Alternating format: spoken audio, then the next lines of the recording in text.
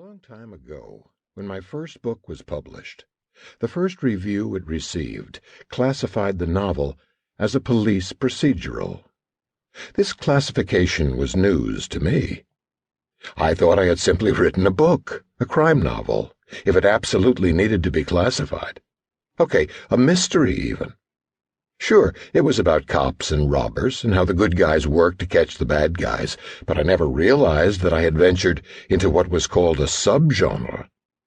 I soon learned that crime fiction is a world of genres and subgenres and even sub-subgenres.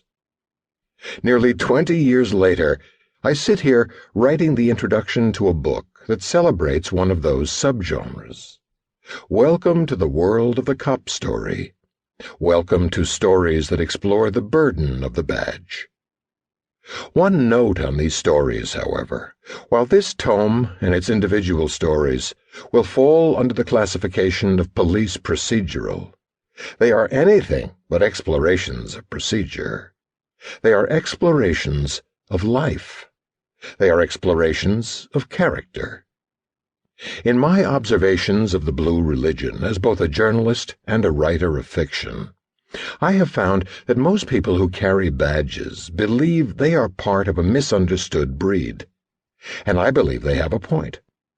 How are we to weigh the burden of the badge if we do not carry the badge?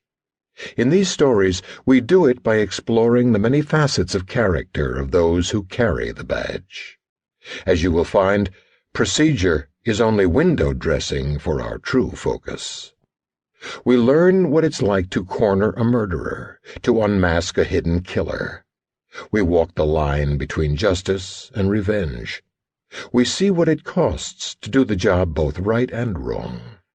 We find resolution and redemption. There is an adage attributed to Joseph Wambaugh, the great writer of police stories, that informs our effort here. It is as simple as it is true. It holds that the best story about the badge is not about how a cop works on a case. It is about how the case works on the cop.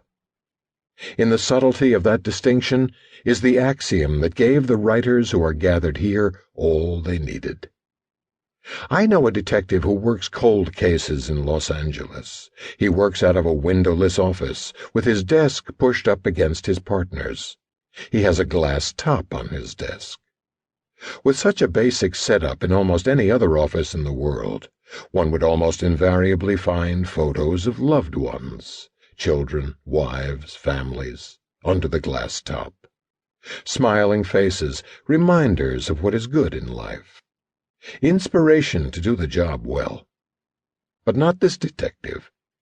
He slips the photos of dead people under his glass, photos of murder victims whose killers he still hunts. They are reminders of what is bad in life, reminders of the job unfinished, and inspiration to keep going and to do the job well.